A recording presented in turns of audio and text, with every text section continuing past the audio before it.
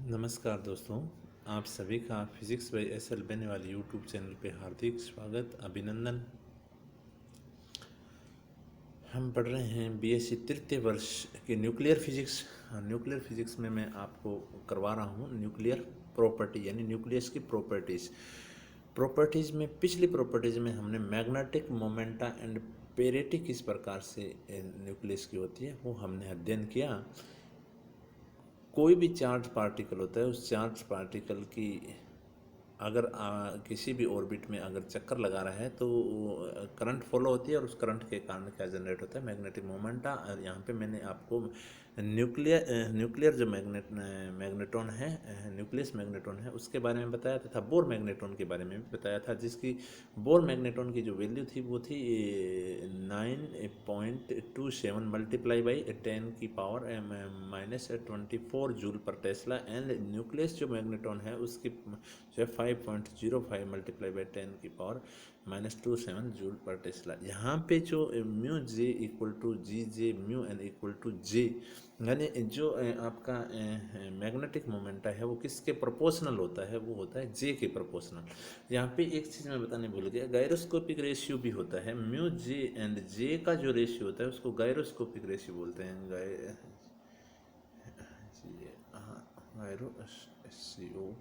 Gyroscopic ratio यानी कक्षीय magnetron निष्पत्ति जिसको कहा जाता है। ठीक है, तो ये होता है। इसकी मैंने विशेषताएं भी बताई थी आपको कि क्या विशेषताएं होती है। इसके बाद आया था पेरिटी।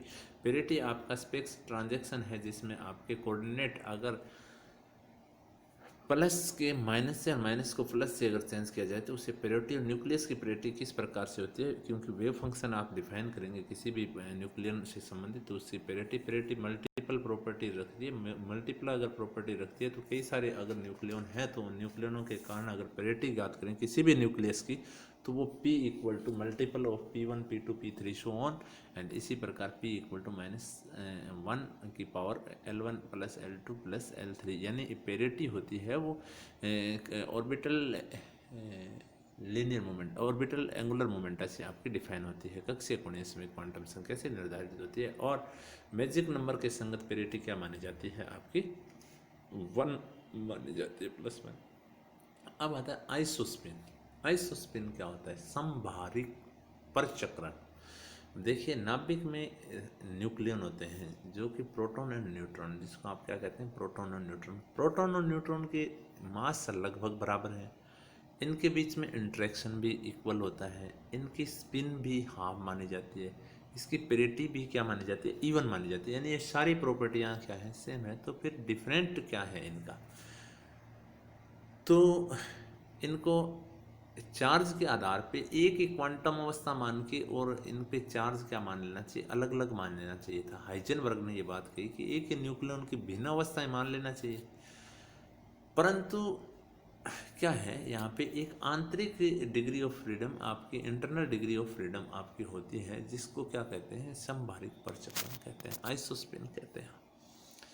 अब जो कि क्या करते हैं, न्यूक्लियन के संगत जो समभारिक चक्रण हाफ, तो जड अक्ष के अनुदिश जो घटक होते हैं उसको आइसोस्पिन कहा जाता है, जड अक्ष के अनुदिश घटक।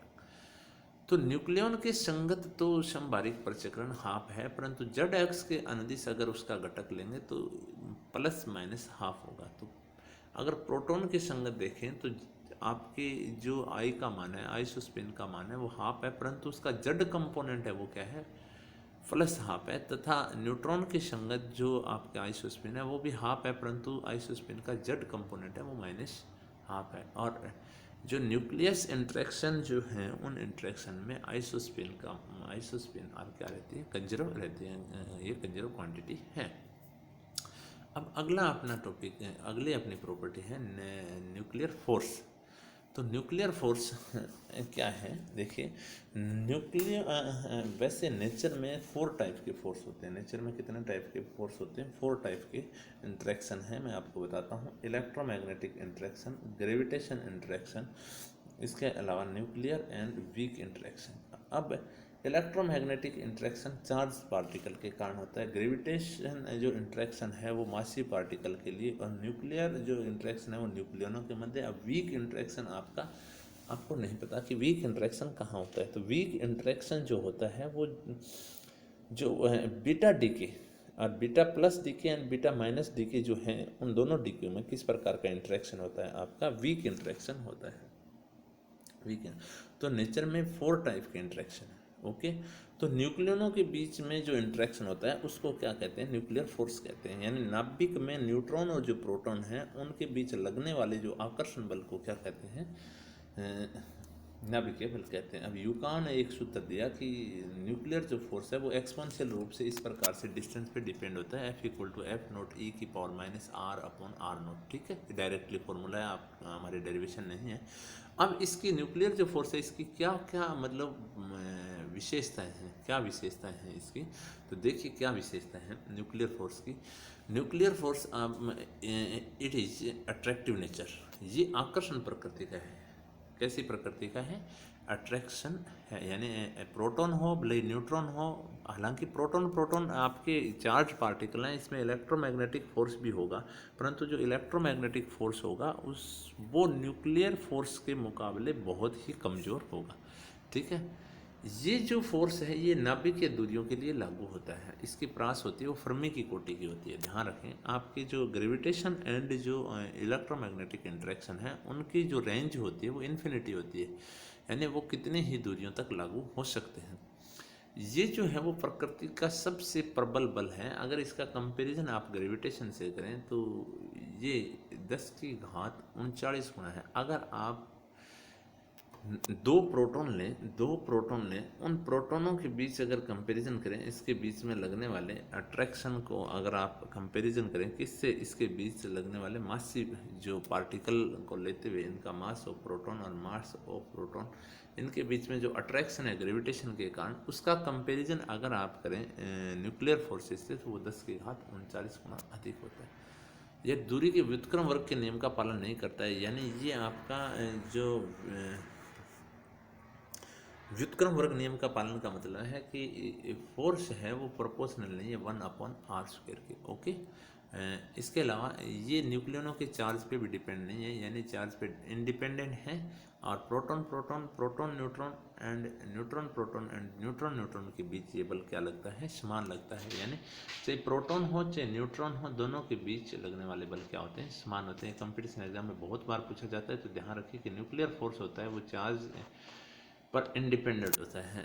ये जो बल है ये संतृप्तता के गुणधर्म का भी पालन करता है। संतृप्तता से मतलब यहाँ पे ये है कि जो एक न्यूक्लियन है वो पास के न्यूक्लियन से अगर इंटरेक्शन कर रहा है तो दूसरे न्यूक्लियन से इंटरेक्शन नहीं करेगा। ठीक है, यानी ये सबसे नज़दीकी वाले न्यूक्लियनों के कारण ही होता है। इसी के कारण मैंने आगे एक जो लाइन लिखी है, ये लाइन कंपटीशन एग्जाम में आई भी लाइन है कि जो बाइंडिंग एनर्जी पर न्यूक्लियन जो नियत रहती है, नियत रहने का जो कारण है वो कारण है इसकी संतृप्तता का गुणधर्म, आपके saturation of nuclear forces. Okay, this is it's exchangeable force, यानी ये विनिमय बल है आपका। और विनिमय यहाँ पे किस प्रकार के पार्टिकल का होता है, पाई मेसोन कणों का विनिमय आपके होता है। ओके, इसके अलावा ये स्पिन पे डिपेंडेबल है। ये किस पे डिपेंडेंट है, स्पिन पे डिपेंडेंट है। और इसमें जो कुछ एक पार्ट है वो अकेंद्रीय घटक आपके नॉन सेंट्रल फोर्सेस के कारण भी होता है। और इसका एक्सचेंजर पार्टिकल मैं आपको बता चुका हूँ, पाई मेसोन कण है, तथा ये किस पे डिपेंड करता है, वेलोसिटी पे भी डिपेंड करता है। तो मेन जो प्रॉपर्टीज़ थी तो ये ज़्यादा याद नहीं रही तो भी कम याद रह जाएंगे, मैंने काफ़ी सारी लिखी हैं, 3 या 4 भी याद रह जाएँ तो काफ़ी हैं आपके लिए कि what is nuclear force and what is it's main properties या 4 प्रॉपर्टीज़, गिव 4 प्रॉपर्टीज़।